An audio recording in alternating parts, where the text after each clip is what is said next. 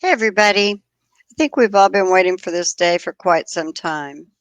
Sarah Boone will be sentenced. I will have thoughts. Let's get to it. Let me see. I hope everybody's doing good. Let's see. Sentencing. Here we are. All right. So,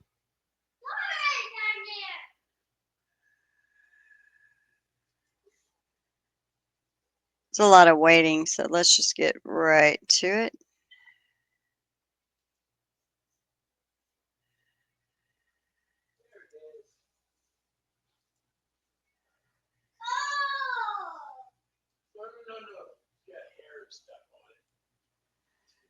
Yeah, the judge was a little late today, Monday after a holiday. All right.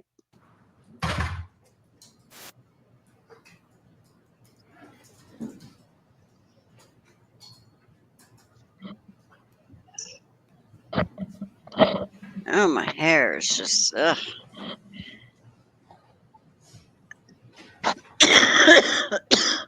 Excuse me. I've been a little sick.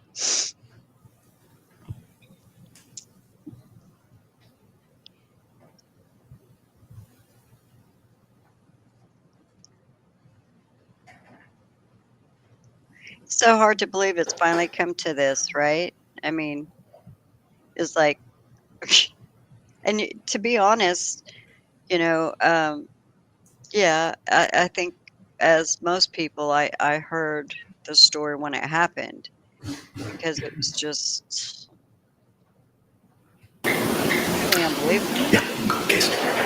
Calling State of Florida versus Sarah Boone, 2020 CF 2603, State. Dean Cacciatore on behalf of the state. William J. for the state. Defense. James Owens for Sarah Boone.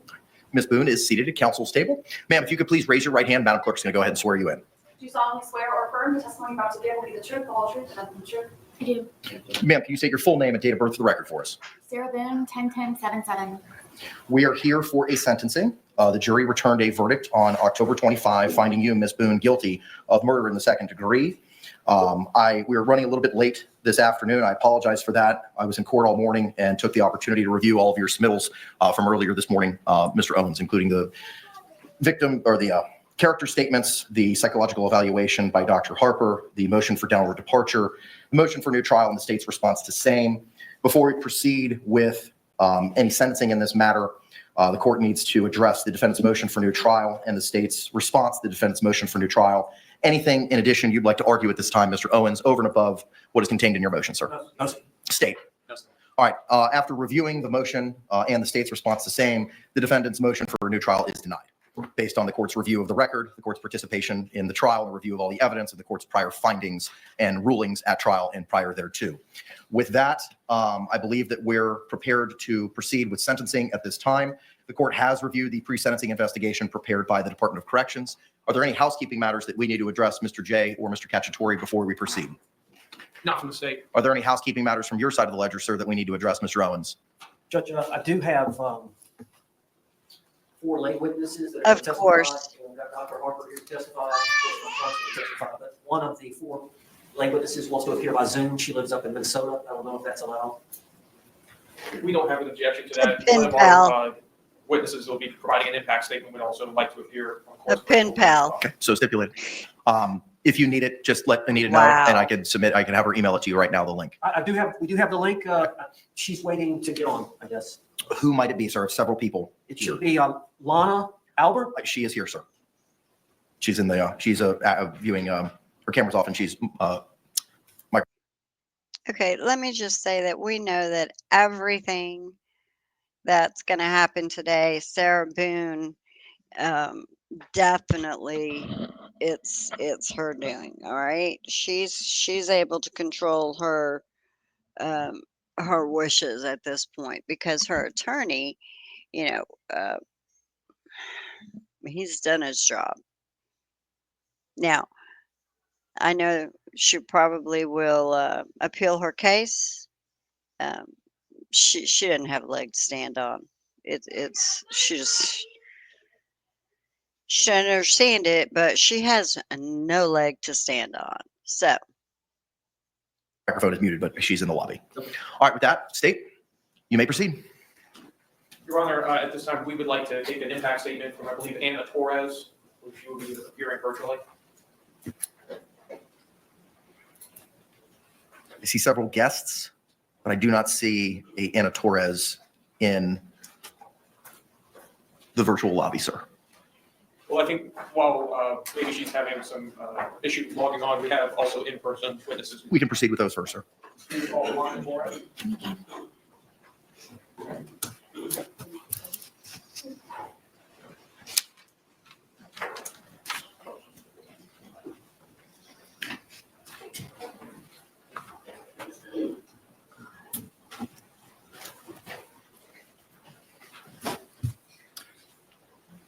Please. Please raise your right hand. Do you solemnly swear or affirm the testimony about to give will be the truth, the whole truth, and nothing but the truth? Yes. Ma'am, good afternoon. Could you state and spell your name for the record for us? Blanca Torres. Okay. Ma'am, you can go ahead.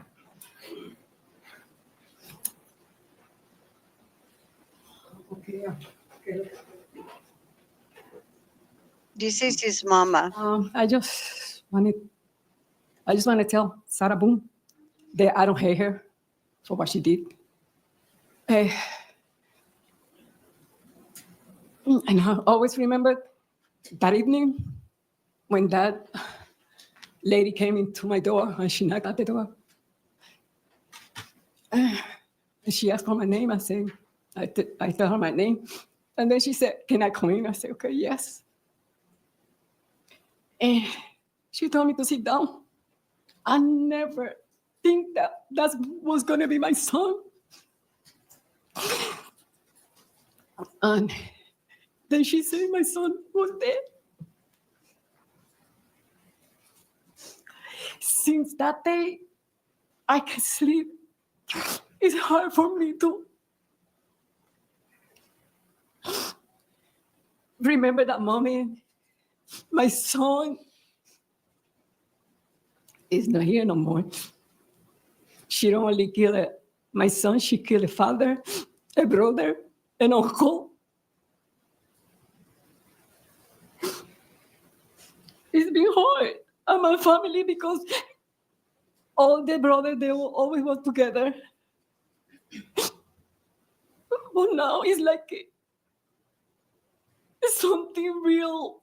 Love is missing. Sometimes when I look out the window, I'm waiting for him to come and say, Mom, I love you. She was always there. She come and called me. I miss that mommy. The last time that I talked to him was at 12 o'clock in January, New Year. He came to my bed and said, Mom. He woke me up and I said, Mom, I love you. Happy New Year. And since that day, I don't see him no more. He was my son. I love him. And I miss him a lot. My family miss him a lot too. But I don't hear her. But you know what? I was blessed. She ain't gonna be blessed like me because I have my son. I raised him. I have his children, my granddaughter, my grandson, and she don't gonna be able to have that. And I did. I raised him. He wasn't perfect, but he was a good son. Thank you. Thank you, ma'am. State anything further from this witness? No, Your Honor. Defense? No, sir. Thank you.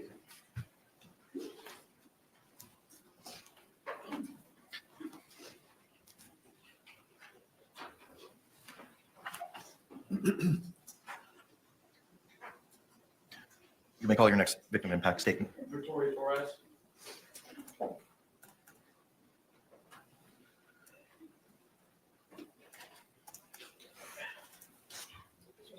you solemnly swear or affirm the testimony about to give will be the truth, the whole truth, and nothing but the truth? I do. Ma'am, could you state and spell your name for the record for us, please? Victoria Torres.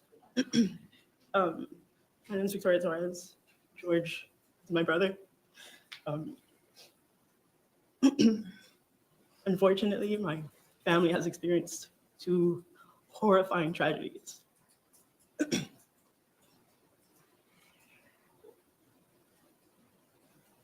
I just want to make it clear that George deserves justice. As far as my other brother and Sarah deserve to rot in jail. Sarah has caused a lifetime of pain, a lifetime of horrible images, a lifetime of hearing my brother George plead for his life. This is just this moment for all of you. For me and my family, it's forever.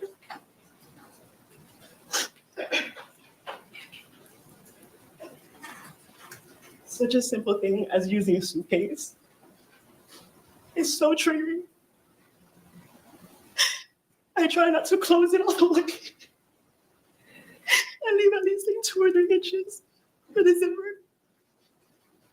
And it might sound crazy, but it just helps me.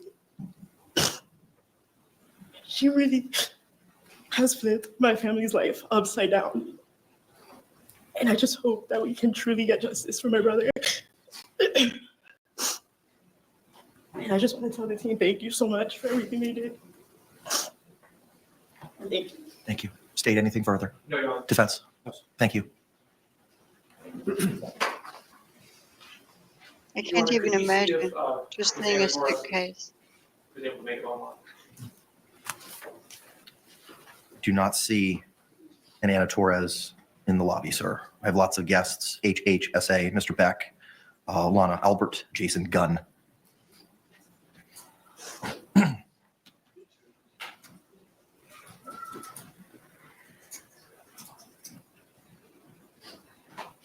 Your Honor, is there a cap to the link as to the number of individuals? Not to my knowledge. Could we just have just a moment? Yes.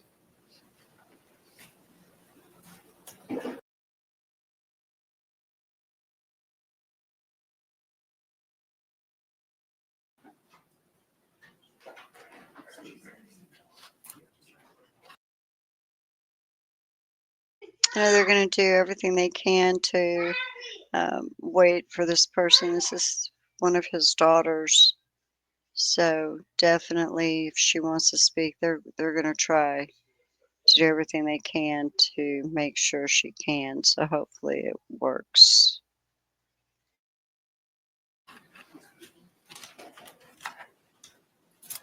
Yes, sir, Mr. Cacciatore. Your Honor, after speaking with Mr. Owens, given the fact that the victim's daughter is having difficulties with. Is that her, Anna Victoria Torres? Yes, sir. Is that it? Is that who it is? All right, ma'am, good afternoon. Can you hear us? Good afternoon. I can hear you. Okay, could you please state and spell your name for the record? My name is Anna Victoria Torres, ANAVICTORIA TORRES. Thank you, ma'am. I understand that you'd like to provide a statement to the court at this time. You may proceed. Okay. Okay. So I'll be speaking for myself and my 2 siblings. The murder of our father has impacted us on so many levels and in different ways. I myself, for the first year, would wake up screaming every morning or night, wishing I was having a nightmare, only to wake up to remember all over again that my father is gone and I'll never be able to hear him say he loves me ever again. So no, my siblings have been affected in such a way that they are now different.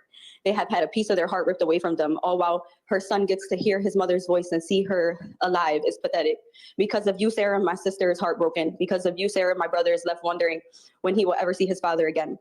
The loss of my father has left me with chronic depression and anxiety. Seeing any moments of fatherly love or kindness being shown between others in real life or even on TV leaves me in complete shambles. Seeking therapy was a must in order to navigate through my workday without a random breakdown.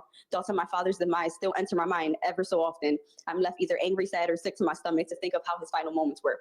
George Torres, my incredible father. Not only was he my father, but my best friend.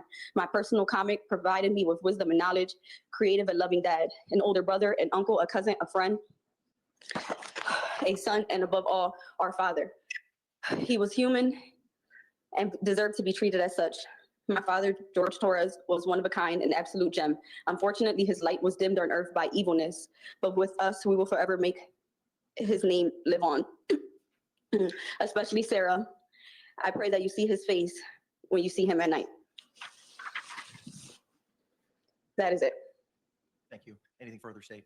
No, Your Honor. Anything further of this witness? No, sir. All right, thank you, ma'am. State, Thank you. anything further? No other impact statements, Your Honor. Thank you. Any other witnesses or evidence at this point in time, State? No, Your Honor. All right, Mr. Owens, you may. I have to say that one of the things that just absolutely I can't wrap my brain around, and his family has to feel that tenfold, was what he went through prior to taking his last breath.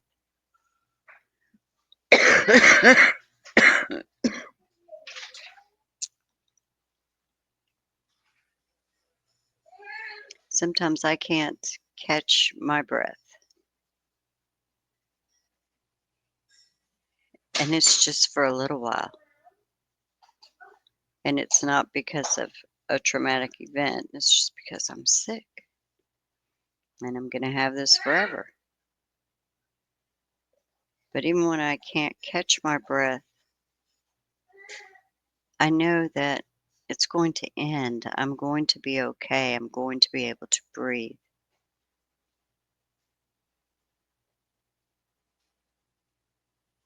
He didn't have that.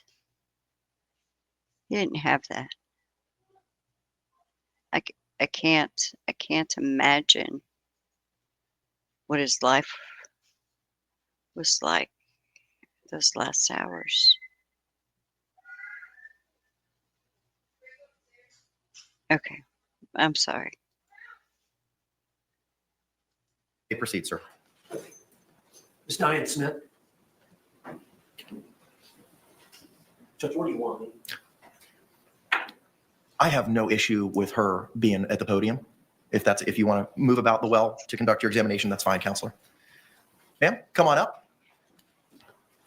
Come on up to this podium right here, ma'am. If you could, raise your right hand. Madam Clerk's going to go ahead and swear you in. You solemnly swear or affirm the testimony about to give will be the truth, the whole truth, and nothing but the truth? Ma'am, could you state and spell your name for the record for us, please? Diane Smith, Diane Smith. Okay, thank you very much. Counselor, you may inquire. And Ms. Smith, tell the court a little bit about you. I was a chaplain at the 33rd Street Jail for 30 years. And have you been a chaplain at the jail here in Orange County? Yes, Orange County Jail Is for it the same for jail 30 you're years. referring to? Okay. And during that period of time, did you have occasion to meet with Sarah Boone? I did. And was it over the course of how long? I've known her 4 years. And if you could tell the court what you'd like to say. Okay. Well, I first met Sarah. She came in. We have a Christian dorm, and Sarah enrolled in our Christian program. And she was in my classes for a year. And she was very sincere in her efforts to change her life and to be a better person. And I found her very helpful. She was kind and good to people. She loved to serve. And she helped the new girls that would come in, the younger girls. She would mother them and be very kind and very helpful. And then after she graduated from the program, I was her counselor for the other 3 years.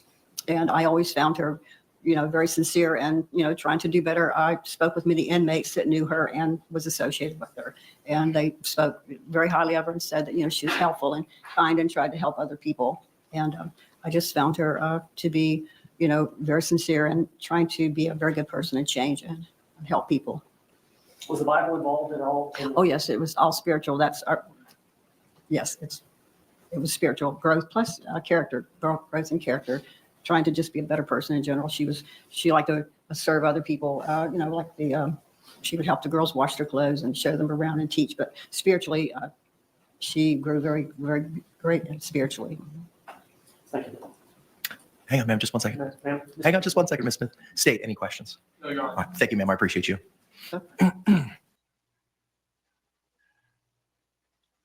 Being and doing and helping others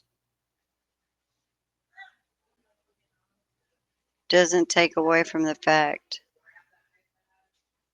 that she committed murder by zipping her boyfriend in a suitcase.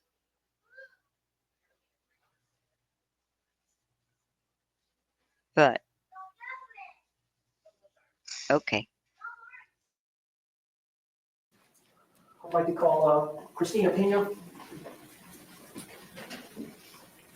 It's right here. Yes, fine, Counselor. Thank you. Ma'am, come on up if you can. Raise your right hand. Madam Clerk's going to go ahead and swear you in. Do you solemnly swear or affirm the testimony you're about to give will be the truth, the whole truth, and nothing but the truth? Ma'am, if you could state and spell your name for the record for us. Christina Pena, Christina All right, you may inquire, sir. So, how old are you? 31, And where do you live? Orlando? Now, it's my understanding, Ms. Pena, that you were in the county jail with Sarah Boone. Yes, How long were y'all in the same cell together? yes, I was in there for 4 years, but we were together for 3. And I understand ultimately the charges against you were dismissed? Yeah. And so you were released on what day? April 4th, this year, 2024? 2023. 2023, so you've been out for a really long. I've been out for like 6 or so months now. Yeah, since April Okay. of this year, actually, sorry. April of 2024. Mm.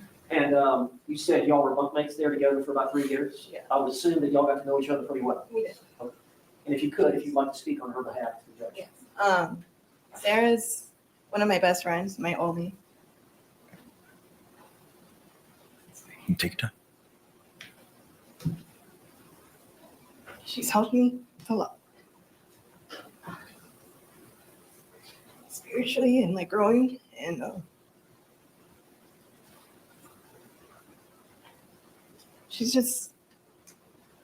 she helps everybody. She's always, I don't know, spirit. She helped me a lot and she would come to me, she'd talk to me all the time and pick me up when I was down or if I didn't know something. She's good. I don't know. She was a good person to me. Mistakes happen. She always helped people. She was always helping everybody in the dorm. She even like her artwork, she did art. If anybody needed any help or needed anything, they'd come to her and she'd help them. And even if they, did wrong to her, she would still go back and help them and praise with them and pray over them and everything. It's just And was she a little bit older than you? Yeah. How much older was she? 40 in her 40s. Did you think of her as maybe an aunt or a big sister? A What big was, sister, yeah, she was like a big sister. It's like a sister I never had. Because I have brothers, so I never, we clicked right away. I don't know. We'd be walking out in the backyard and she just would always try and talk to me, but I'm a quiet person and I don't trust a lot of people. So for me to open up and trust somebody, it's a lot. So. and obviously y'all were there under difficult circumstances. Did Yeah. she assist you in getting through that? Yes, and she helped me a lot with my my case, and I would help her with with hers too. We're both. Justice is not what it is. I don't know how. Bless you. We both helped each other out. I don't know. It's just, Ms. Danielle, I appreciate it. Thank you. Any questions, State? No, Your Oh, Honor. thank you, ma'am. I appreciate you. Ms. Hill? Judge. Yes, sir. After Ms. Hill, I'm going to take Ms. Howard, please. Yes, sir. Please raise your right hand. Do you solemnly swear or affirm the testimony you're about to give will be the truth, the whole truth, and nothing but the truth? I do. Ma'am, good afternoon. Could you state and spell your name for the record for us? My name is Mariela Hill, Mariela, last name Hill, Hill. Thank you. You may proceed, sir. Ms. Hill, briefly tell us a little bit about yourself. I met Sarah in jail. I spent 3 months in jail and went through a lot of unfortunate circumstances myself. All right, now, this was in the Orange County Jail here in Orlando? Orange County Jail. And when would that have been? Do you recall the dates? Yes, it was April, from April to June of this year. Of this year, 2024, 2024. correct. Yes, And did you develop a relationship with Sarah Boone over the course of that 3 months? yes, yes. We met when I was moved to the B dorm and I needed help with a form that I needed to complete. And one of the CEOs pointed to Sarah to help me out. And since that moment, we became really good friends. And she was so helpful, so kind, so respectful and loving, not just to me, but to everyone. And I have nothing but good things to say about her character, her loving heart, and how deep her faith is, her faith in God and believing in justice for everyone. So that's what I believe. state any questions? No, Your Honor. All right, thank you, Ms. Hill. I appreciate it. Ms. Albert, good afternoon, ma'am. Can you hear me? This is Judge Kranek, and if you can, I would ask you to turn on your camera and unmute yourself at this time, please. Sir, how do I unmute my or turn on my camera? I know how to unmute, but I'm not sure how to turn the camera on. Turn the volume down. So, ma'am, Is that better? when you join the link, there should have been an option for like a pull down on the left-hand side of the screen for you to open out or turn on a camera. I don't know what device you're appearing on, if it's a cell phone or a laptop. It is an iPhone. Should I try to re-enter the room? Yeah, try to do that. There should be an option for you to pick a camera. And you'll either select the default camera and hopefully we'll be able to see you at that time. Okay, let me just give me 1 second. Turn the volume down with Sarah Boone's attorney. Oh my gosh. You know, he can be a really rude person, can't he?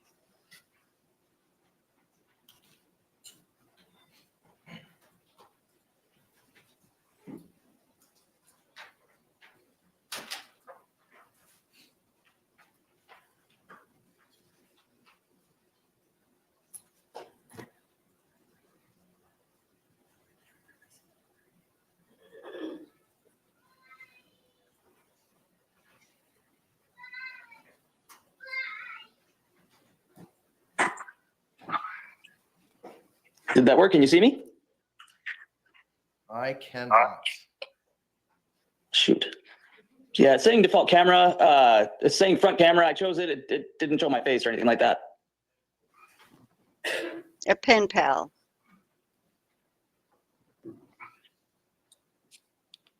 My technological skills are limited. Someone that came to her because of social State? media. I have no objection to the witness. Making All these people are after she killed Okay, George. appreciate it. All right, Miss Albert, good afternoon. If you could just state and spell your name for the record for us, please. Certainly. Lana, Lana, Albert, Albert. All right, Mr. Owens is going to ask you some questions. And if you could just answer them, ma'am, I would greatly appreciate it. Sir, you can proceed. Miss Albert, do you have the ability to turn your volume down? Yes, I did. I can't hear you very well when I do that, though. You can't hear me? I can hear you, but very, very quietly. How about now? Yes, I can hear you. Am I okay? Yeah, you sound a lot better. You were too loud earlier. Okay. Can you hear me okay? I can hear you. All right, Miss Albert, tell the court a little bit about yourself briefly. Well, I live in Minnesota. I currently have end-stage renal disease. Before I became disabled, I was a business owner in the Twin Cities here. All right, and how old are you? I am 50 years old. All right, and you're considered Difference does disabled? their age make? Yes, I am. All right, and have you had an occasion since this event Oops. to establish a relationship with Sarah Boone? Yes, I have. We have been friends for the past a little over 11 months. And how do y'all communicate? We've communicated a lot of phone calls, lots of tablet back and forth, and a lot of letters as well. I'd say many hours of time spent with each other. All right, and do you want to speak on her behalf here today? I would, please. All right, would you please tell the court what you would like for the court to know? Thank you very much. And thank you very much, Your Honor, for the privilege of speaking on behalf of my friend Sarah Boone. I also want to extend my heartfelt condolences to everyone here affected by this terrible tragedy, which has brought us all here and listening in. Many articles and videos and opinions of Sarah have gone out in the airways and on the webs. Opinions that have been formed and commented on so much that it's hard not to give into the temptation to treat people like a comic book or a fictional character. In the case of my friend Sarah, the words narcissist, Karen, villain, many other things, they roll off the tongue with little regard to the humanity that is dismissed so flippantly. Okay, one of two things. Either Sarah wrote this or she found somebody just like her on the outside. I'm not sure which. But this is just a little bit too thick. Really? Seriously? And under a lot of circumstances, I was one of those people, as I have a love of true crime. And becoming friends with Sarah has shown me that there's a lot more depth to the people I see on the screen. I'd like to share with the world and with the court about the Sarah Boone that I know. Sarah Boone is a kind, honest, and good person. The Sarah Boone I know is one who loves animals, especially the kind who are damaged and defenseless. How many of us would take in and pour love for a hearing impaired and a sight impaired pair of dogs. She has a natural instinct to help reach out and give of herself, her time and energy and love, especially to those who are hurting or damaged. You all have seen her fight for her own life and truth here. I tell you this, she fights even harder for those she loves, giving time, attention, and companionship without a single thought for her own gain or what somebody can do for her. And one huge example is in the matter of our friendship. As I said before, I have end-stage renal disease caused by a genetic illness called polycystic kidney disease. As my life has progressed, things I've taken for granted have been taken away from me. I could not appear in court in person because I can no longer walk, as my dialysis treatments have affected the circulation of my legs and has confined me to a wheelchair. To say that my life has radically changed is an understatement. Through it all, I have many friends and family I love and cherish. Sarah has distinguished herself differently in this way. In the course of getting to know her, I started sharing the progressing state of my health. It was like lightning had struck her. The moment Sarah had learned the depth of my struggles health-wise, she straight up offered strenuously to donate a kidney to me. I got to tell you this. I hope she's not mad for me showing this, but she had no hesitation, no concern over personal risk or personal gain. I want to convey to this out and around the world that is merely offering is a good and heroic act. I've had many friends. I've not had one outside of my brother who has offered me a kidney. That is huge. I don't have anything of equal value to give to her. And that's not the actions of a narcissist. She did it as a reflex action. Okay, excuse me. I disagree.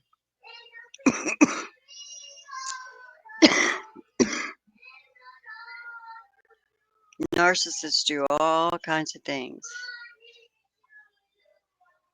because of what they think it will improve their ability to be liked. Okay? Just because she offered you a kidney does not mean she's not a narcissist. Oh my gosh. I was raised by a narcissist. She did all kinds of nice things for people.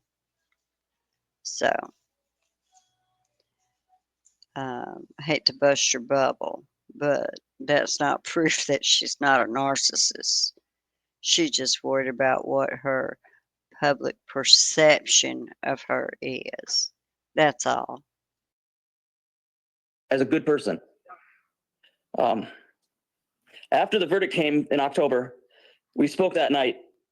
And I hope Sarah doesn't get mad at me again for disclosing this, but out of all the shock and seriousness of what had happened in the court, the thing that made her emotionally break was that she realized she could no longer be a donor to me. I mean, I was sitting there like, hey, it's going to be okay. But she was so broken up, she couldn't help me. That's a friend. She is not, nor does she come up anywhere remotely close to being a narcissist. And one more thing before I go. Social media has worked to rip the blindfold off of Lady Justice, to take the sword out of her right hand and start assassinating Sarah's character. However, the scales are the balance. As it says in Psalm 85, mercy and truth are met together. Righteousness and peace have kissed each other. Justice isn't justice without mercy. Our pursuit of righteousness isn't complete and right without peace. Thank you, Your Honor, for the honor of speaking for my friend Sarah Boone. I hope that your justice is mixed with mercy here today. Thank you. State, any questions? No, Your Honor. Any follow-up, Mr. Owens? No, Judge. All right. Okay. Okay. I can't help myself. Hold up. Let's hold up for a second. Let me find this. It's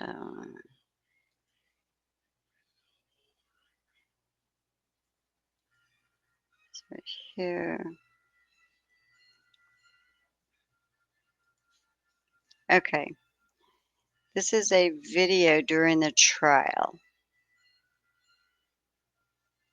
Okay. Let's watch this clip.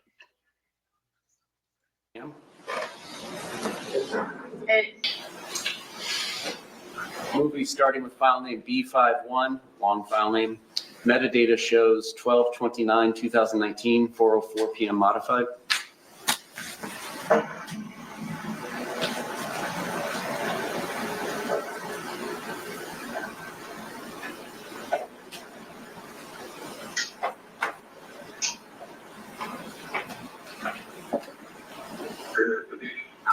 court and I'm gonna tell the judge, listen, my fiance has nothing to do with it. It's all my fault. We were both drinking and it got out of hand. Isolated situation, it has never happened before. I love my fiance. She's a good woman. Never been in trouble in her life. She has a 7-year-old son that she loves and cherishes. A blind Boston Terrier. She has 2 dogs. One is blind, one is deaf. She goes around and she's driving and sees an animal that's injured. She'll stop in the middle of the street, no matter what kind of traffic it is, just to make sure that that animal doesn't get injured any more than where it already has. We both love each other. We both live together. Yes, every relationship has their arguments, but we are not the type of people that you guys are portraying us to be. She Especially her. So please, if you can, dismiss this case, Closed. drop it. She is not the type of person. Good person. Great person. Angel. I know she'd be an angel. She's close to it. Best thing that has ever happened to you. Yes, ma'am. And I love you to death. And I hate that we're going through this. Sonic. What? And they did. You're good. I love you, baby.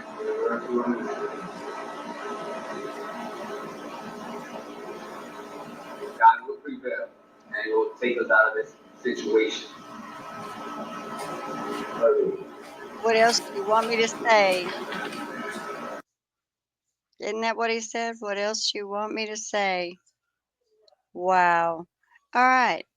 So that's in the words of George Torres, with Sarah Boone assisting him. Those statements, those letters kind of sound like that to me. Like Sarah Boone had a say in it. But let's just go. Let's see. This one. Thank you, Ms. Albert. I appreciate you. Like to call Dr. Harper? You want her on the stand or? I'm okay with her on the stand. On the stand? No, she can be right now. Yes, sir. I'd like to know about her, actually. I'd like to know about Harper. How many cases has she testified in where she has not found this ailment? Because she was going to testify for Bree Coon, you know, the one who shot her husband in the back. Yeah, I'd check into Miss Harper's past, her record. There's something not right about this person. I mean, to go for both of these killers in this manner. That's just my opinion.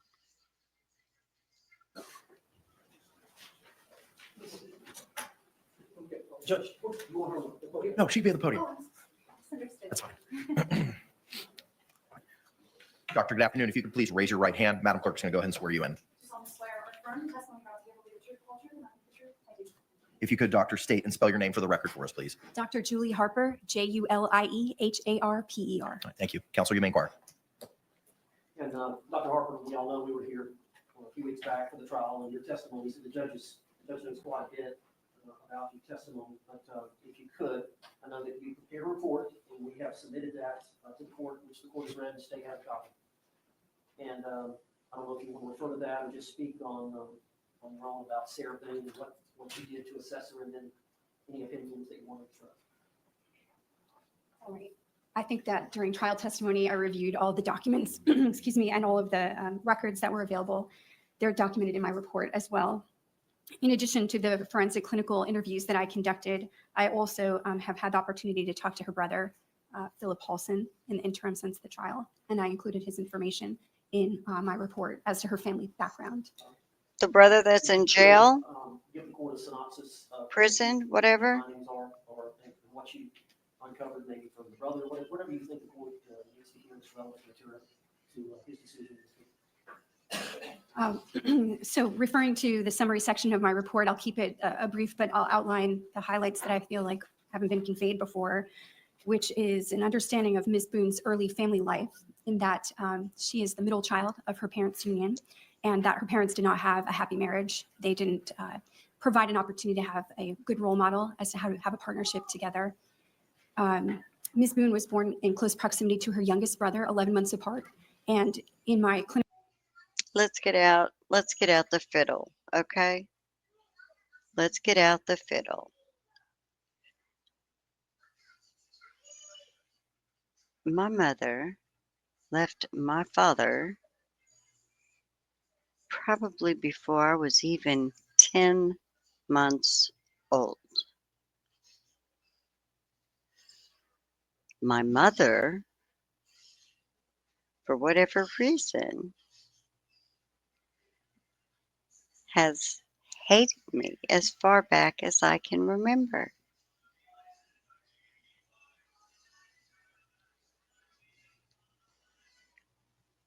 When you become an adult, you start making choices, actually, long before you become an adult in certain situations, where you have to grow up fast.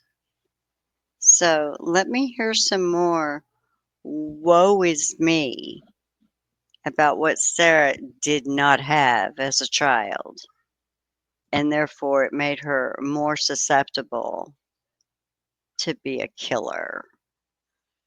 Clinical experience and training, I would say that that disrupted her attachment with her mother, some being close in proximity with her younger brother, whose temperament just seemed to suit a relationship with her mother better than her own. So ultimately, Ms. Boone bonded with her father, though he wasn't described by either child as an affectionate person. He was somebody that was there for her at sporting events and more of a primary parent for her in that way. Well, at least she had somebody that cared and went. My mother, I had all kinds of stuff. I took myself to church where I uh, would be in plays and programs. You don't by any chance think my mother attended, do you? Oh, graduated from high school. Do you know my mother wasn't even going to go? The only reason that my mother attended my high school graduation is because I told her that if she did not come, I was going to tell her brother and sister that she didn't even bother going to her own daughter's graduation. So tell me again why she's Mother of the Year. Go ahead, lady. Keep on. I mean, my heart's breaking for Sarah right now. As you can tell, that is sarcastic. His untimely death by heart attack during her high school years was marked by her brother as a turning point for her in how she was acting at home. Her demeanor, her relationship with her mother took a turn for the worse. She was not coping well. She was using substances based on what her brother was saying. And it is my opinion that that early lack of foundational relations with her mom and not feeling very secure, the death of her father, destabilized her. That's a period of your life when you're leaving high school when you should have formed a very solid foundation to go out in the world. And I don't think that that's what she had at that moment. She bonded easily with Mr. Boone, and you can see that there are elements of that early difficulty with her relationships because she took on a parentified role, in my opinion, during that relationship. And therefore, there's a power imbalance in that she was making decisions and not, again, having an equal relationship. I think that that led her to a sense of being a need to be right, a need to feel like she is the one that's making good decisions, to have some ego support. Ma'am, it's called controlling. She went for those that she could control. Um, Hopefully that helps you in your next case. It's not all about abuse. It's not all about because we are neglected and mistreated as children that we grow up with this enormous boulder that we carry around us that at any moment can explode and become the reason that we choose to do something like take someone's life? No. Support by being in the right all the time with Mr. Boone. And I think that that led to some behaviors that she carried over into her relationship with Mr. Torres, in that she's parentified around him and acting more like a parent-child relationship, being a facilitator of housing and applications for jobs and things like that. So again, there's a power imbalance that I think was very seriously misaligned, as her brother and the property manager of their apartment had verified. They saw her being abused, physically abused in serious ways, or the effects of the abuse and bruising, or calls to them. It is my opinion that she called for help, but when people got tired of her not leaving Mr. Torres, they stopped responding to those calls. And basically, Ms. Boone handled things on her own. And as other people with healthier boundaries probably would have left, she being acting out the pattern of intimate partner violence did not leave. She stayed long past when it would have been smart for others, or others would have said to leave, sorry. The undergirding of that not leaving the relationship is a long-term anxiety problem that became post-traumatic stress disorder. There is an earlier instance of exposure to traumatic stress in that she was the person in the hospital after her father died who found him having students perform CPR on his dead body. So that was an early exposure to high traumatic stress, witnessing that incident. And based on her brother's description, that was something that changed her. When a person is exposed to numerous compounding stressors, their adrenaline system is changed. It alters your body. And things that might be an otherwise neutral situation, you tend to have a cascading adrenaline response to that. And I think that that ultimately for her, as she succumbed to other instances of serious physical abuse from her partner, became post-traumatic stress disorder.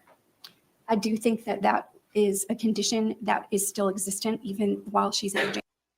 So, my mother used to beat me, literally, to where I could not sit down.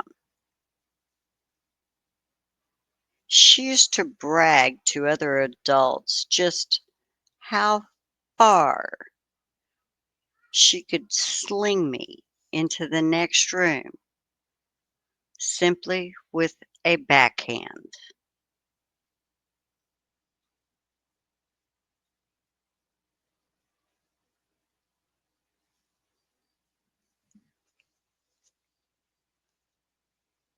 She was physically and mentally abusive. This was so long ago that it was something that was just ignored, looked past, whatever. But you're saying that that would give me the right to basically kill someone and get off scot-free? This is what you went to school and got a degree in? Wow.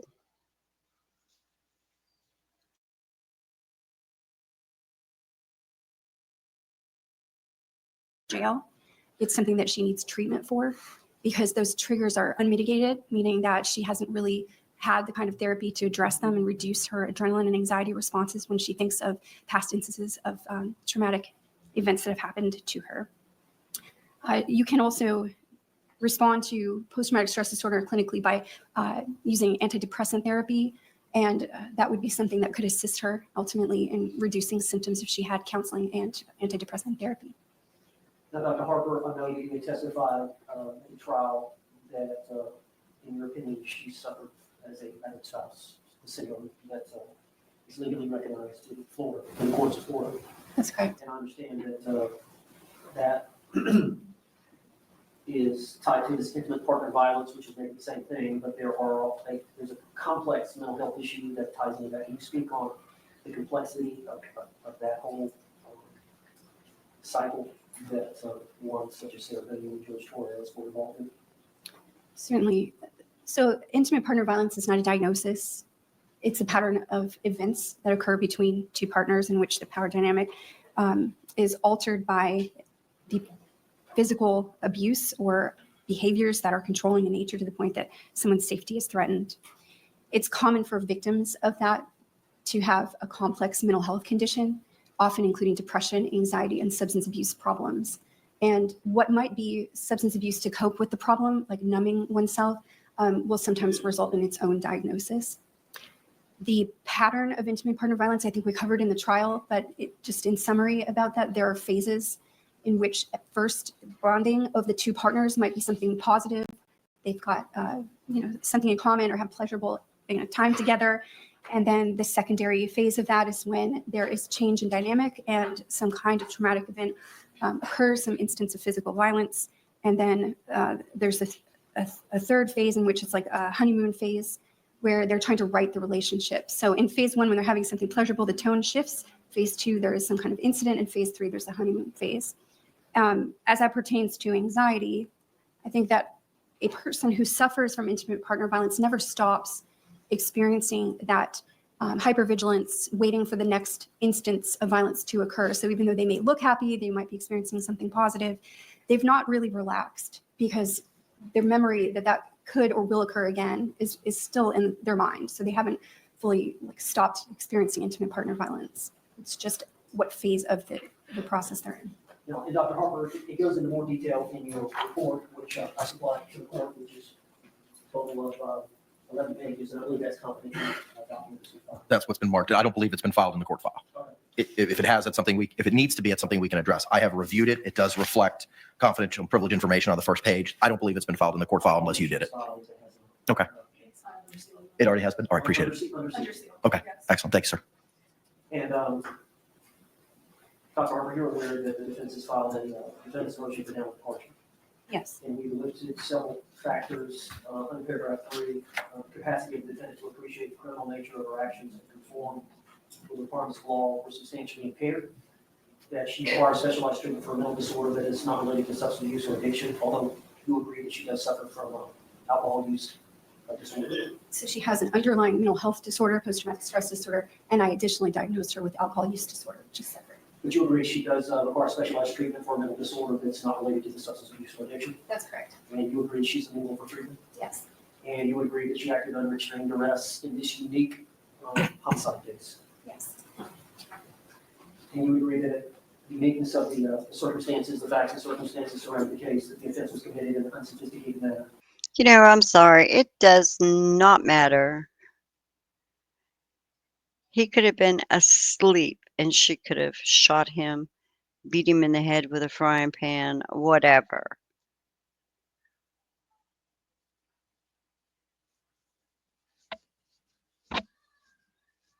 Finding her guilty of zipping someone in a sleeping bag, in a piece of luggage as they're gasping for their last breath. Nothing compares to that.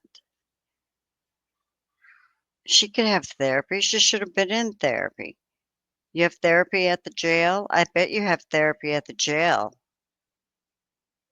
Shh. Yeah, yeah. You do stay hypervigilant for your whole life. And eventually the trauma does get to you. Oh, excuse me if that made noise. That's life. It's called surviving. But you always have the option to do the right thing. Just because we are mistreated as children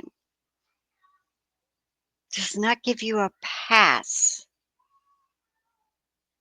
to become an uncaring, mean human that is only concerned for oneself. She has no concern except for herself. I'm sorry. It's just very opinionated here. Yes, And it was isolated. that's my understanding as well. but- Other than she had the charge, which both of them were charged at one time, and I think she had the strangulation allegation, the felony case that was ultimately dismissed when both of them were arrested. She had a prior felony case, facts are different, of course, than this particular case we're going today. Dr. Harper, I believe that's all the questions I've got, unless you would like to say, if I've missed anything, of course. No, Okay, and if not, then report. yes. Any questions? Yes, can she take a stand so I can take a photo? Yes, that's fine.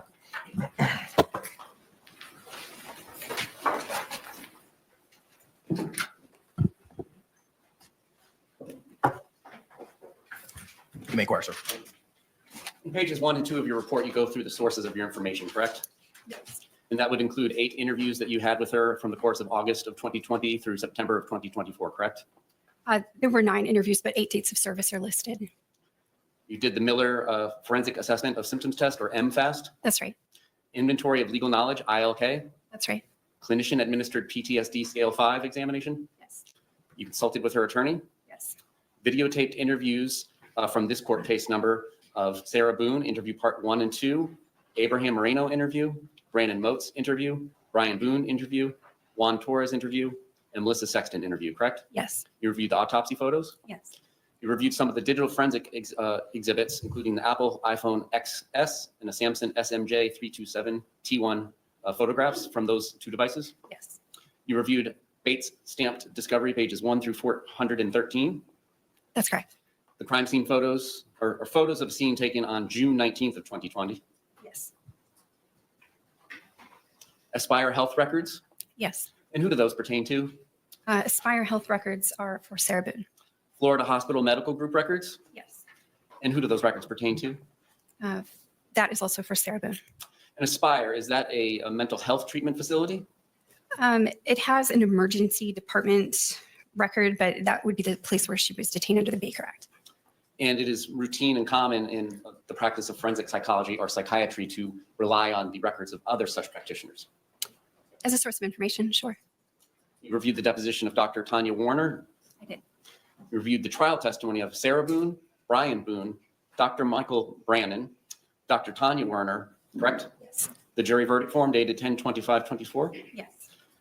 Witness list notice of filing amended Yes. on this case. Records of Jorge Torres or George Torres involving case numbers 2019 MM 5114, a 911 call and PDF, case 2019 MM 7193, case 2019 MM 7193, Torres Public Records, case 2019 MM 7193, Torres Photos, Central Florida Primary Care Records, Advent Health Orlando Medical Records, correct? Yes. And those latter records that I just mentioned, those for Mr. Torres and not Ms. Boone, correct? That's right. Then you reviewed Sarah Boone written correspondence, Sarah's listing of domestic violence incidents, Sarah's writings regarding missing days of work and Baker Act, and a 74-page life story. That's right. And then case 2018 CF. But I'm totally confused because I didn't think Sarah worked. I know George did because his boss would call, but I thought Sarah was out of work and did not work. Yet she's constantly referring to work or her boss. So that's very confusing. When did she last work? F10573, public records and photos, Yes. and a telephone interview with Melissa Sexton, the property manager, which you conducted on October 1st, 2024, Yes. and a telephonic interview with Philip Paulson, the defendant's brother, on November 26, 2024. Yes. Where has Ms. Boone been housed and living since February of 2020? At the Orange County Jail. And does the Orange County Jail provide mental health services to inmates? It does.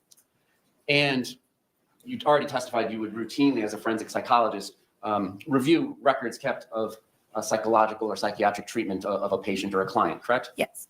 In this particular case, have you reviewed any mental health records generated by the Orange County Jail for Ms. Boone? No, I have not had the opportunity to do that.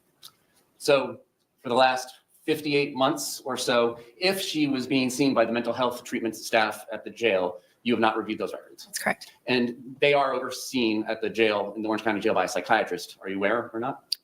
If the person's level of mental health intervention deems them eligible for psychiatry, then they will. And any diagnosis or lack of diagnosis that they have had during the course of the last 58 months, you are unaware of because you did not review the records. That's right. I don't have any other questions. Any redirect examination? No, Judge. All right, thank you. One question. Dr. Harper, I didn't ask you to review those records, did I? No. Thank you. Wonder why. I'm sure Judge, there's a reason. I believe you said it at the very beginning that I had submitted several letters on behalf of Ms. Boone, and she didn't hear that, but I wanted her to be made aware. Yes, ma'am.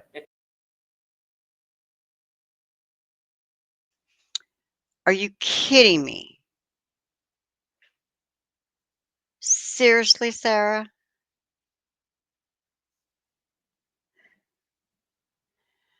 Wow. And you don't actually read those letters into the record, but you did read them. I have reviewed them. They're in my binder here. How many do I have? Yes. Give me a second. I can tell you. I have.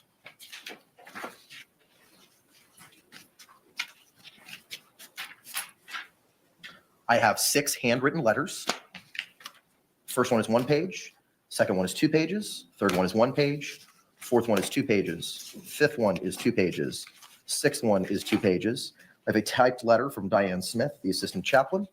I have another typed letter from a Nicole Ray, a typed letter from a Stephanie L., a typed letter from Philip Paulson, an email from Lena Albert, 2 pages in length, and a 2-page email from a Danielle Parsons. Thank you. Yes, sir. Judge, I would like to call Sarah Boone. You may proceed. She could take this. Yes, please.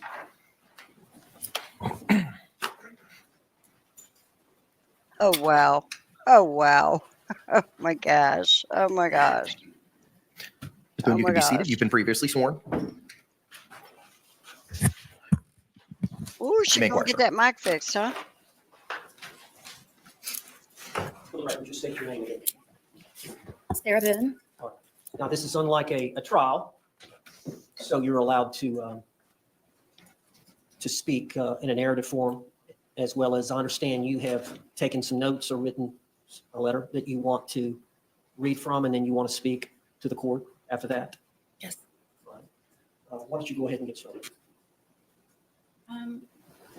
The floor's yours, Sarah. This is actually an edited version of.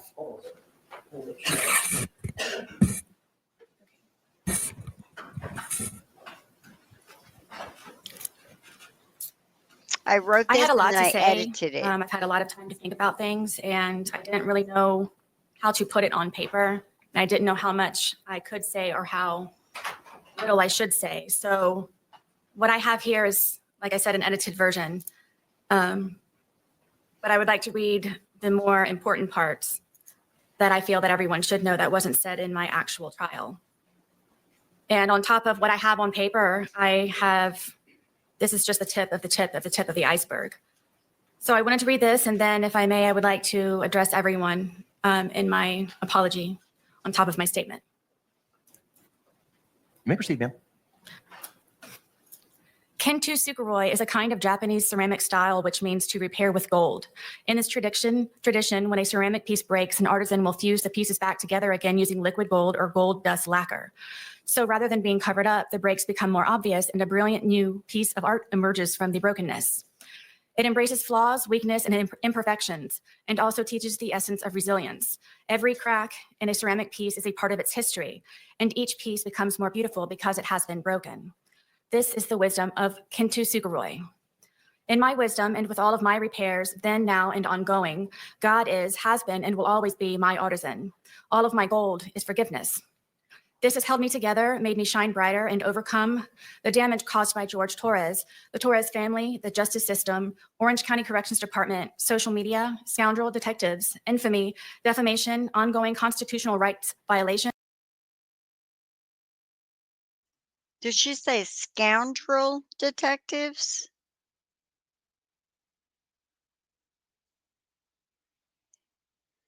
She's attacking everybody.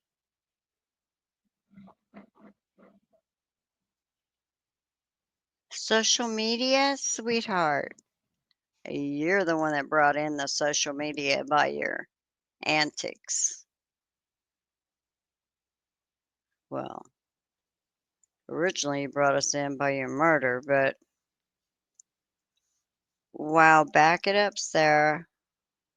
I can't believe that she's up there rambling.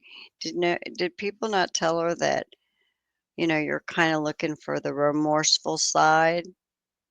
But oh, she has no remorse because she was entitled to take his life. She still doesn't see that she did anything wrong. Unreal. Second-degree murder, forced into being pro se. Just as gold is very precious, forgiveness is invaluable.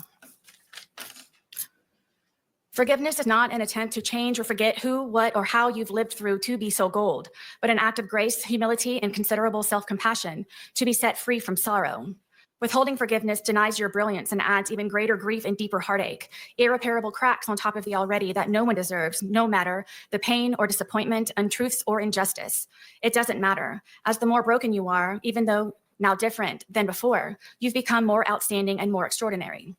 Above all, when you let go of blame, misunderstandings, excuses, give up your anger and cease from resentment, this is forgiven. And when you forgive, you heal. And when you heal, you move forward. My goal begins with George Torres, and every time he slapped me, kicked, punched, spit on, raped, stabbed, choked, laughed at, pushed, pulled, dragged, whipped, tripped, stole from, lied, terrorized, threatened, humiliated, forced, degraded, made me cry. Every time he tried to end me, defeat, or destroy. Are you kidding me? Are you kidding me?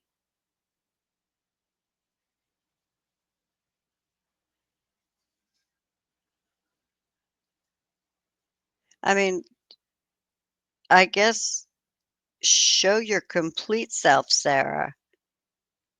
You are vile.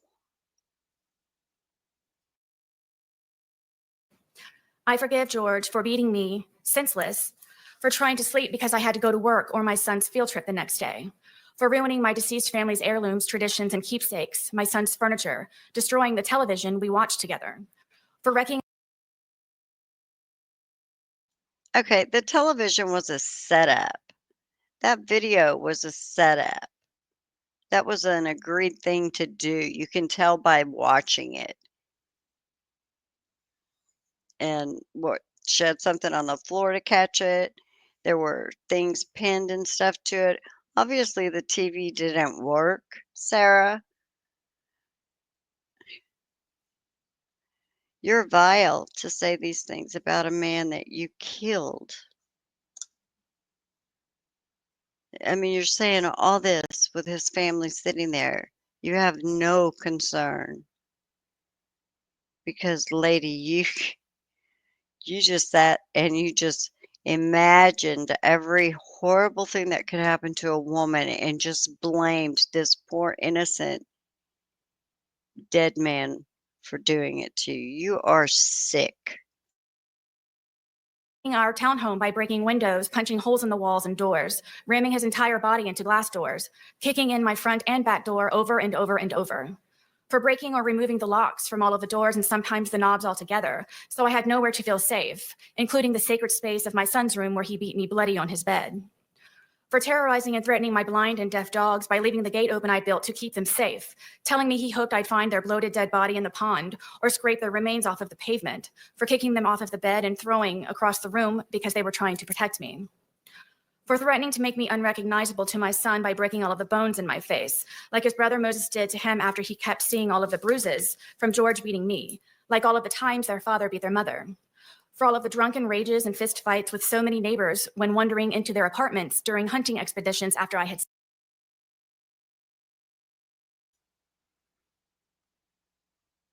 This is how you want to be remembered?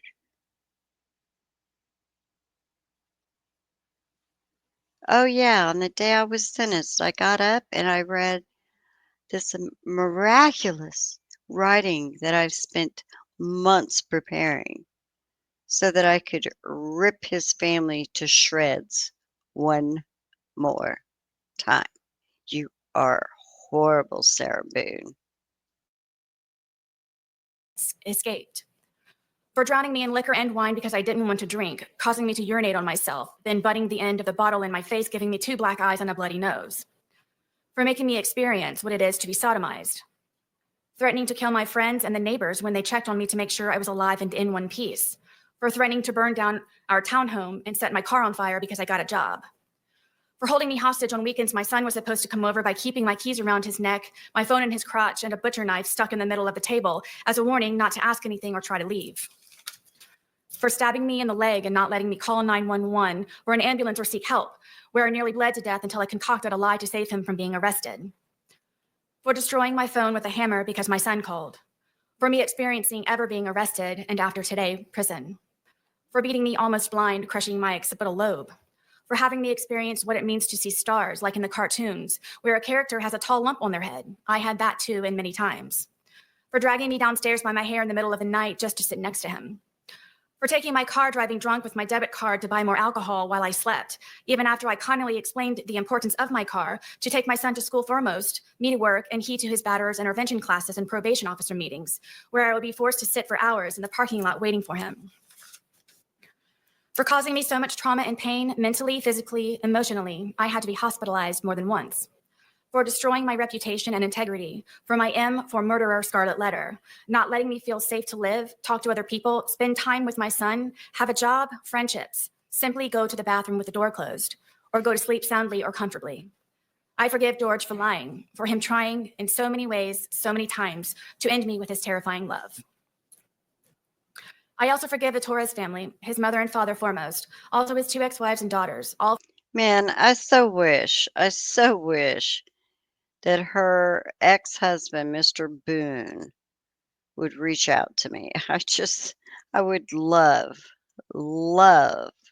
his side of the story regarding who she really is. I mean, oh,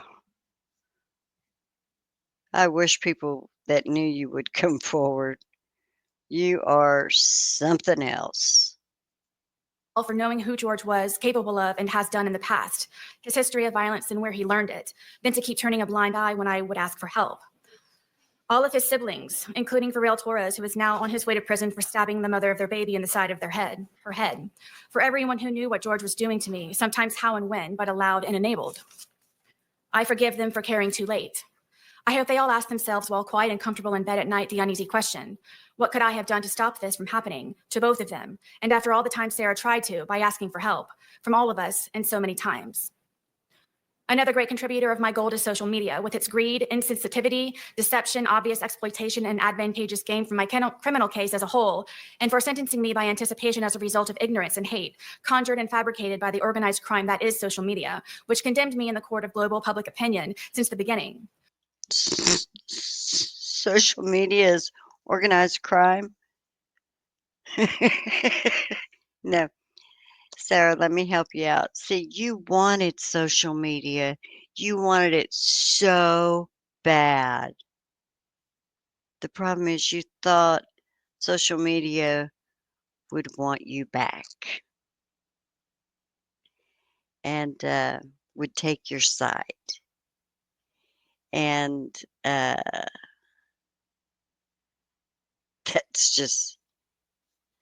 that's just your mind thinking that you had the right to do it and people should be supporting you. And social media looked at you and said, you are one sick puppy dog. My family law case is the new prey waiting to be picked apart and pillaged from me being made infamous by Oh my social media in my criminal gosh. case.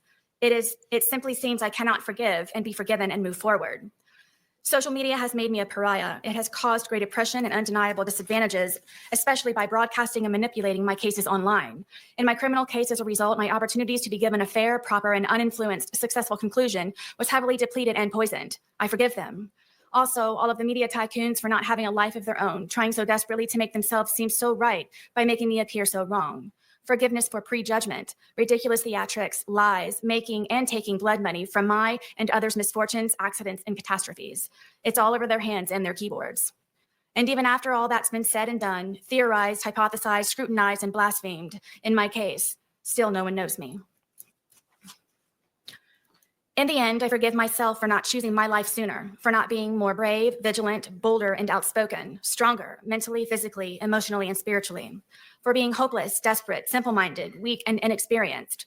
I forgive myself for not realizing I was enduring a life of domestic violence and that the vicious cycle of never ends.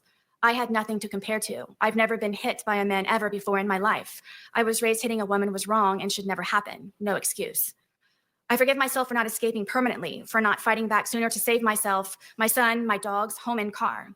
Having 20/20 hindsight thinking of everything I could have done differently or better to avoid the outcome. I think about this every day since. Also, of all the good days we had together, for him at least, while I was constantly in hyperdrive, high alert, and paranoid, making sure I did everything right all the time. If not, the great possibility I would be ended as George threatened me with so many times before. I forgive myself for falling in love with a monster, and no matter how grotesque he may become, I still loved him, hoped, and forgave. I tried breaking the spell so he wouldn't be a monster anymore. I saw who he was inside. George made me then, now, and always love him for all of his cracks also. We made each other our own brilliant pieces of art from the cracks and repairs. Unfortunately, not all cracks can be. In all of my forgiveness, George is my greatest lesson and will forever be a part of me. I think of him every day and still speak to him when alone on the rec yard. I ask his forgiveness and that he looks for me at the gates of heaven so I can tell him how sorry I am, endlessly, and that I never stopped loving him.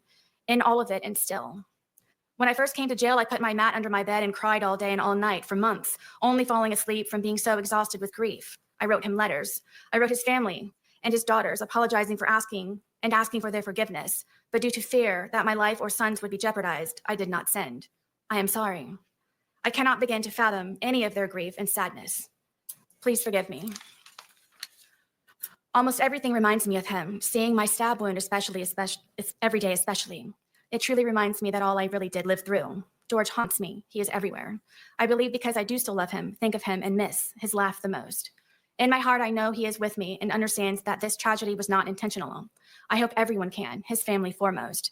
I didn't mean for this to happen. Please wholeheartedly know that, and always, I would never. Forgive me, George. Forgive me, Torres family. Forgive me, Judge Cranick. To the entire planet, please forgive me. I graciously and humbly ask for consideration, for forgiveness to be extended instead of judgment, for reconciliation and restoration for all of us to move forward. My apology is profuse and ceaseless. Allow me, please, to brush off the muck, wipe the blood off of my face, and fix the cuts in my skin. I ask for understanding in what really happened and for how long, for second chances, repentance, and redemption to advocate for all domestic violence survivors, to help them overcome, heal, and still hope, always, to make their voices heard, to confidently walk with all of their scars on the outside and the inside, to help them not ever become a casualty of domestic violence as so many others, to stop the abuse and maltreatment before it's too late. There is always hope, and you can survive.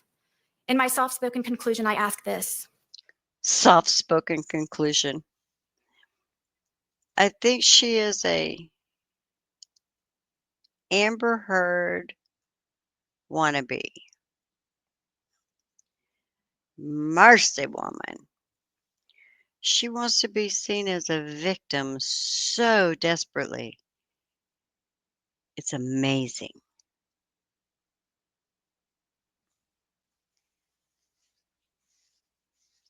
Most victims want to be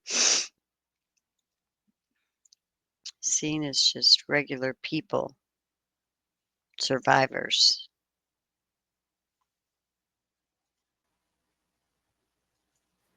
Would I be the darling mother, celebrated woman of the year, if it were I who died? How many daughters, mothers, sisters, aunts, grandmothers, nieces, and friends have been because they did? I am a survivor. Learn to do good, seek justice, rebuke oppressors, defend the fatherless, plead for the widow. Isaiah 1:17, all-encompassing, protect the abused. Ms. Boone, is that the end of your written statement? Yes, Now, gathering your thoughts, did you want to make an oral statement? I do. All right, would you do that now? Yes, please.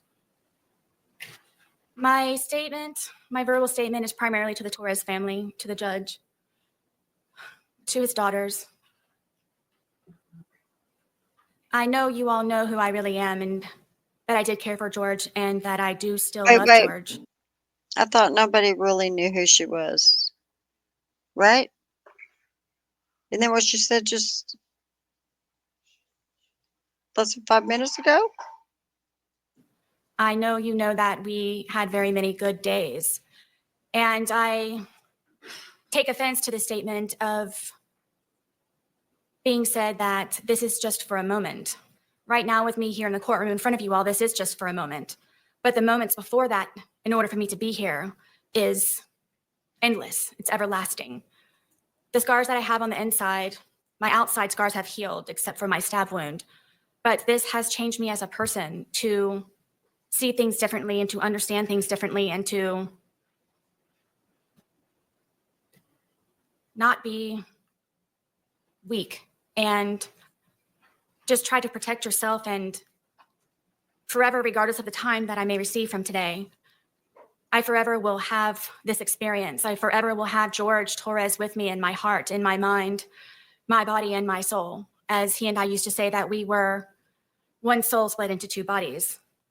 This is not just for a moment. It may be for everyone in this courtroom, but when I leave, this is forever. When you all leave, that this is forever. This is forever for everyone here and those who it matters to most. I am one of those who will experience this forever.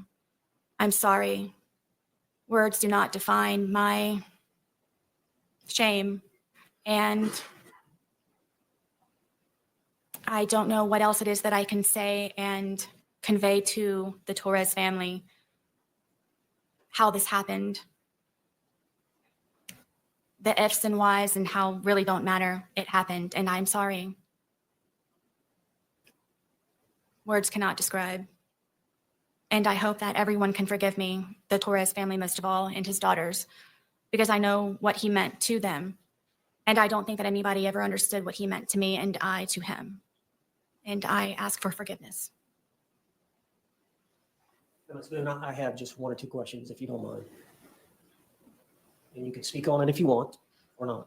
But this is a unique case, and one of the reasons it's so unique is that you were in jail for 4.5 years prior to your trial.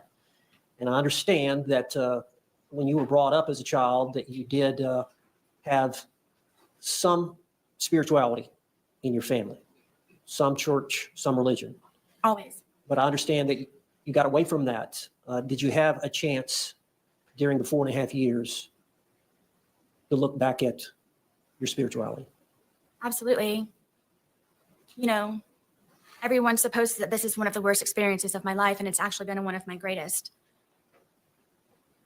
If I were not beaten to death, I was going to work myself to death on the outside, and I never had time to get back into my Bible and to pray and to be with the Lord. And I, being here incarcerated, have had time, of course, to get closer to God, to reacquaint myself to him and realize what it's all about. This is all temporary. And when I say temporary, I don't mean by being set free in jail or from prison or wherever else. It means being set free and temporary, meaning that you work for something higher, you work for God, that you strive for your crown to be placed upon your head by Jesus Christ by being said, "You have done well, my good and faithful servant." I've always tried to be a good and faithful servant. I was just a servant as opposed to doing all that I can when my family were alive and I was going through everything up to this point. I've become so much more closer to the Lord, and it's made me such a better person. And I hope that I am an example going forward of the Lord's light and can draw many people to me because of it. Any follow-up, State? No, I assume that was the final word. Thank you. She can return back to council's table. Anything else from your side of the ledger, Mr. Owens? No more witnesses, Judge, just arguments. Okay. Anything else in rebuttal, or just proceed to argument, State? Just proceed argument. Okay. All right. Once Ms. Booth's seated, you can proceed with your argument, either Mr. J or Mr. Cacciatore.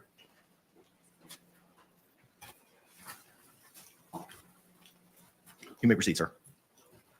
Your Honor, I'm going to start my argument by what I anticipate Mr. Owens will bring up in his presentation regarding the plea offer in this case. That she was offered a resolution in this case of 15 years in the Department of Corrections to begin with. I think it's important, though, that the entire circumstance of that plea offer is put forward. And there's something very critical to that. It's not just 15 years in the Department of Corrections, it's 15 years in the Department of Corrections, but it's predicated on something. And the consideration that it's predicated on is the defendant coming to court and accepting responsibility for her actions. For her coming to court and saying, I am responsible for George Torres's death, and I accept the punishment that comes with it. That consideration was never given in this case. And because that consideration was never given in this case, the offer of 15 years in no way represents what this case is worth, or what George Torres's life is worth. That is an offer predicated on a particular circumstance, a circumstance of a first-time defendant accepting responsibility and giving every benefit of the doubt and coming to court and saying that they are ready to be punished. Those conditions were never met. So then we turn to this case, and we turn to this crime, and we turn to the actions of the defendant of taking the law into her own hands and murdering George Torres. She has never shown remorse for that. She didn't show remorse for that here today. She again painted herself as the victim. She's the victim of George Torres. She recounted the litany of evil deeds and mistreatments that he perpetrated upon her. She's the victim of George Torres' family. She's the victim of police. She's the victim of social media. It's all about Sarah Boone. Everything's about Sarah Boone, about how she is the victim. But Sarah Boone sentenced every one of George Torres' loved ones to a life sentence. Just like she sentenced George Torres when he was in that suitcase. George Torres lived out his last nightmarish circumstance in that suitcase, begging to be let out for several minutes, which undercuts any argument that this was somehow unsophisticated. There was ample time and opportunity over and over for her to do something different, but she went forward with taking the law into her own hands and ensuring that George Torres was never getting out of there, while she went up to bed and went to sleep for hours on end. She can't say that she was in duress for the same reason. She was in such duress of George Torres that she goes upstairs and goes to sleep for 11 hours. Your Honor, there's been nothing from the testimony of Dr. Harper either that establishes any type of diagnosis that would give this court a basis to downward depart. Dr. Harper has put blinders on to the fact that she has been incarcerated for 58 months. 58 months with the opportunity to receive mental health treatment, and the expert witness is absolutely incurious about what any of those records or diagnosis or anything that would have been there would have said. There is no valid basis for a downward departure in this case. She deserves a life sentence. Thank you. Mr. Owens, response?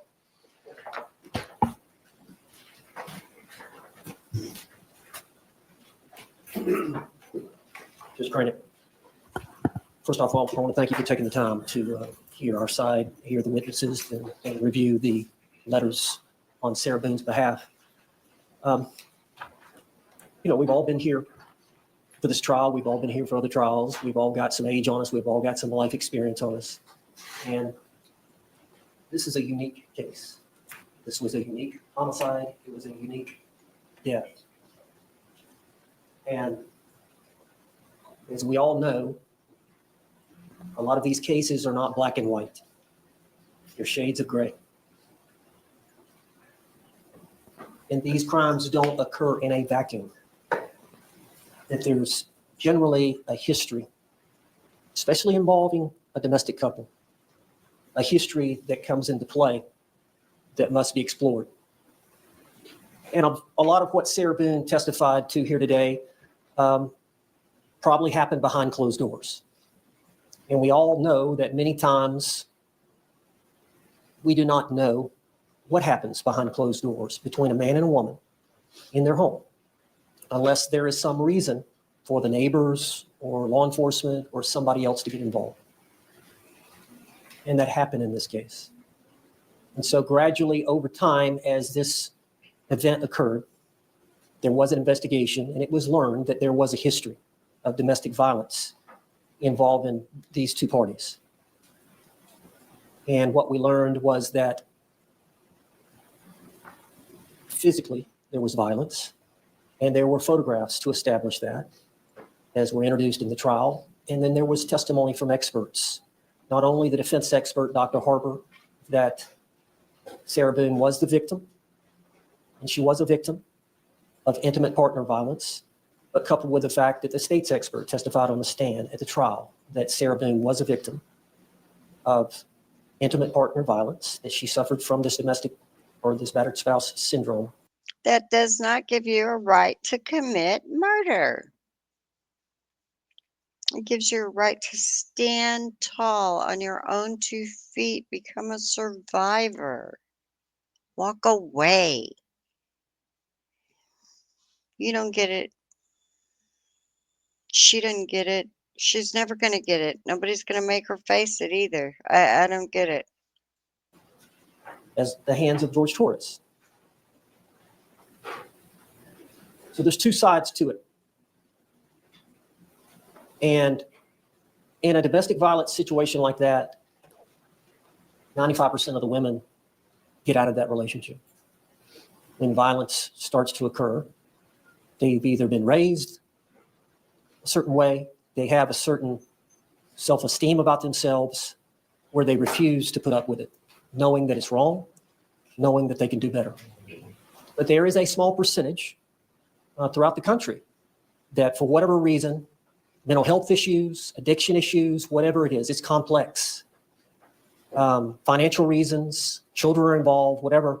If you do any studying on it, there are circumstances where there is a group of women, predominantly women, it can happen to men, but majority of the time it's a woman that gets caught in this cycle of what we term as intimate partner violence. And yeah, it happens all the time. It's sad. It's heartbreaking. You know, I mean, that's what I was basically groomed for my whole life. Take abuse. There you go. No excuse, Sarah. And I'm not buying it. You're playing cards. Heard the testimony about the cycle that occurs. It's over a period of time and it repeats itself, and you go through these phases. And a lot of times the victim's not a great historian at trying to articulate it. She tried to do it here today. And I think on Sarah Boone's behalf, she is a unique individual. She's got the personality that she's got. I don't know, you heard from Dr. Harper that a lot of that was formulated based on the way her mother did not bond with her, the way that her father was the way that he was, the fact that she lost several relatives at a young age, and the trauma that can result. We heard from Dr. Harper that she did suffer from post-traumatic stress as it relates to that trauma in early childhood, and then again as it relates to the events that occurred between Mr. Torres and her. So it's complicated, Judge. It's complicated. But the jury has spoken. Sarah Boone was entitled under Florida law to present that defense, and she did. That testimony was allowed to be presented. She was allowed to testify. But the jury spoke. And so here we are today with you in a position to decide what is justice for Sarah Boone. And I don't know you that much other than our time together, but from what I know you try to do the right thing. And that's what we're asking the court to do, to have some discernment, to have some understanding of the unique situation that Sarah Boone found herself in. And quite frankly, Judge, this all didn't occur behind closed doors. A lot of this was in the public eye. Mr. Torres had, I believe, 3 criminal cases. Mr. Torres's boss was used to him getting beat up too. What do you say about that, dude?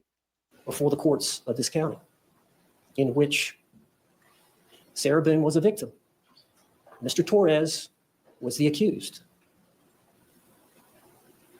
Those cases were dismissed. We know from the history of this domestic violence field that that's normal, that Sarah Boone every time either tried to bond him out or tried to get the case dismissed. At some point, somebody has to stop. Somebody has to say, wait, what's going on here? This keeps repeating. It's going to get worse. Something's going to happen. The system failed, Sarah Boone. I ask for you to consider that. The circumstances surrounding that failure and what led us here today.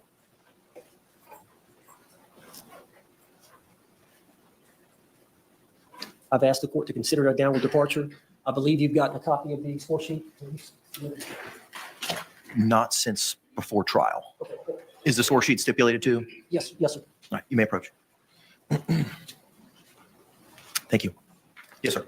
Judge, I was provided that here today, and I believe, I can't remember the total number of months that it involves, but divided by 12, I think it's 20 months. 20.6 is the low end of the guidelines or something about. It's 246.0 months based on the score sheet. I did the calculation, but I believe that the low end is 20 years. I'm sorry, 20 years, 20.6 years state prison, I believe is the low end.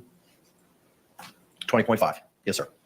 And as the court knows, I believe it's on page 3. There are some aggravators that the court can consider in imposing the sentence, and then there are a list of mitigators that the court can consider in downward departing, meaning going lesser than the low end of the guidelines. And in the defendant's motion for downward departure, we mentioned, and I had Dr. Harper testify about 2 or 3 of the grounds, and the court needs to only find 1 to go below the guidelines. The capacity of the defendant to appreciate the criminal nature of her actions and to conform said actions to the requirements of the law were substantially impaired. Judge, I don't have to reiterate the facts and circumstances surrounding this event. You were here, you heard the testimony, you heard the circumstances surrounding what happened and how it happened. I would ask that you consider that as a mitigator. 2D, the defendant requires specialized treatment for a mental disorder that is not related to substance abuse or addiction and is amenable to treatment. I think it's fair to say here that we know that Sarah suffers from some mental health issues. Objective mental health issues that have been opined by Dr. Harper and Dr. Werner. And you heard Dr. Harper testify about the post-traumatic stress disorder that she suffers from as it relates to this event, as it relates to her trauma that occurred in childhood. I think we heard from Dr. Werner. Dr. Werner testified that she suffered from the alcohol abuse disorder, as did Dr. Harper, but Dr. Werner also mentioned that she was not for sure about the anxiety disorder, whether it occurred prior to or because she was in the jail for the 4.5 years. However, she does require specialized treatment for the mental disorder, and she is amenable for treatment.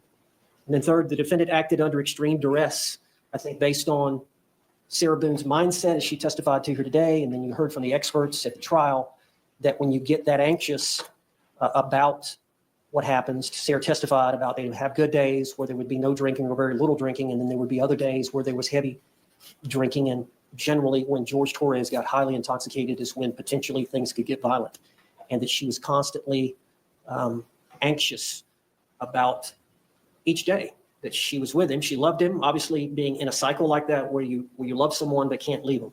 For whatever reason, George Torres couldn't leave Sarah Boone, and Sarah Boone couldn't leave George Torres, and it was a vicious cycle.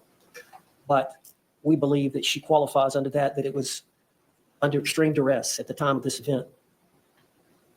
And lastly, the defense was committed in an unsophisticated manner, which was an isolated incident.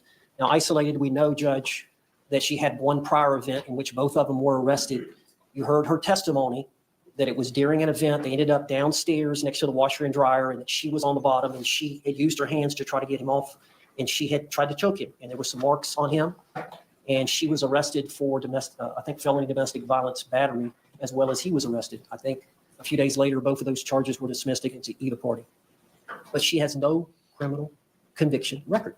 She has never been convicted of a crime other than that event. Now, I think that can be distinguished. So we believe that it was an unsophisticated manner. Obviously, the uniqueness of this event is unsophisticated. Anybody that would calculate that they were going to murder somebody by putting them in a suitcase and let them spend the night, and the next morning, not try to dispose of the body, not try to put the suitcase in a car and go dump the body, not try to dispose of the bat, do something. She didn't. Excuse me, sir. Sir, excuse me. Sir. She also didn't realize that she had a video of that night. So, um, seems to me like she just thought, oh, I can just get out of this. I'll say George scared me. So, see, that's why she handed her phone over too. I mean, duh. Nothing. No attempts to tamper with evidence. She thought she could lie her way No out. attempts after the fact to uncover any conduct whatsoever. No attempts to delete the videos from her phone. She didn't Here's know my they were phone. there. Voluntarily given that information. I think that goes to the unsophisticated manner of unintentional death that occurred. She didn't know it was on there.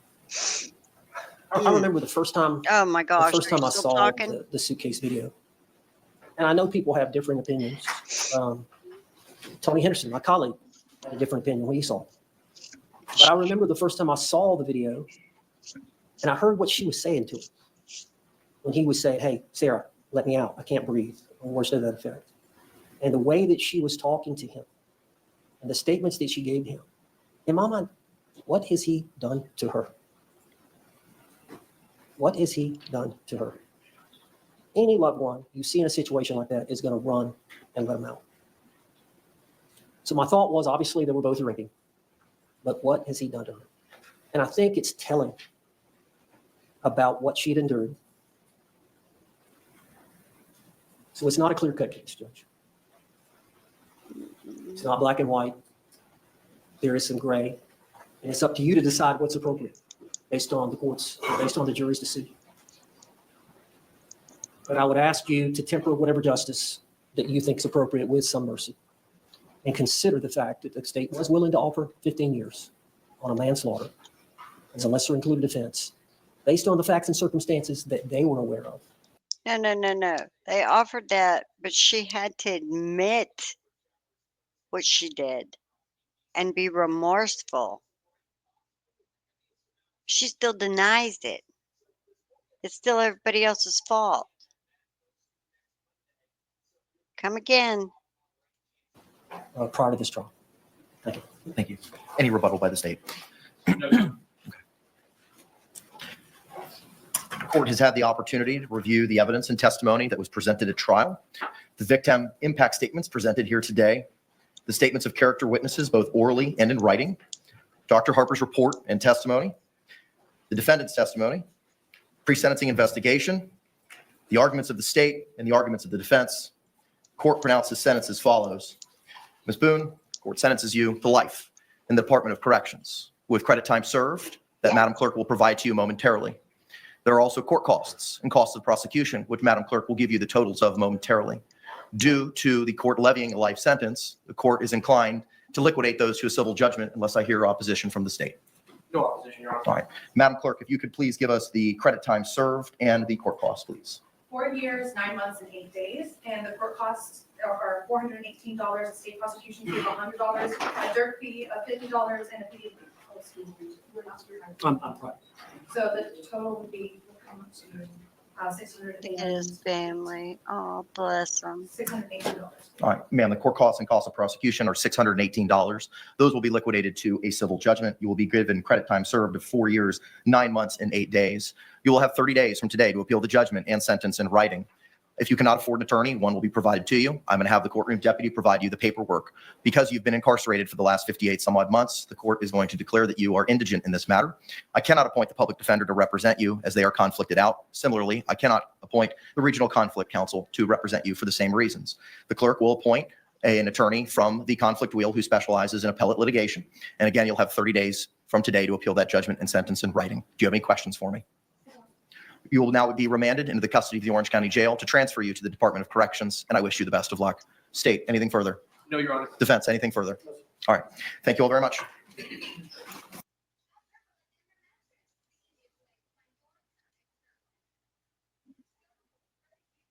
Life. Good deal. Good deal. Glad she got it. Glad she got life. It's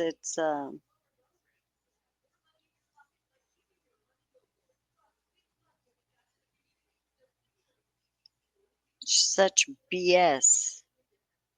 You know, you women that keep claiming this crap that haven't gone through it, you're doing such an injustice to the women that have, to the women that are going to need this.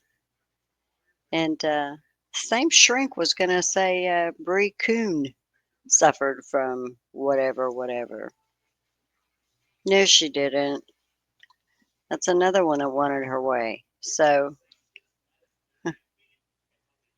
I don't understand how y'all are getting these shrinks to say what you want them to say. But that was Nana's thought. So commentary, I couldn't help it. I have attitude. I hope y'all are all doing well. I'll see you soon.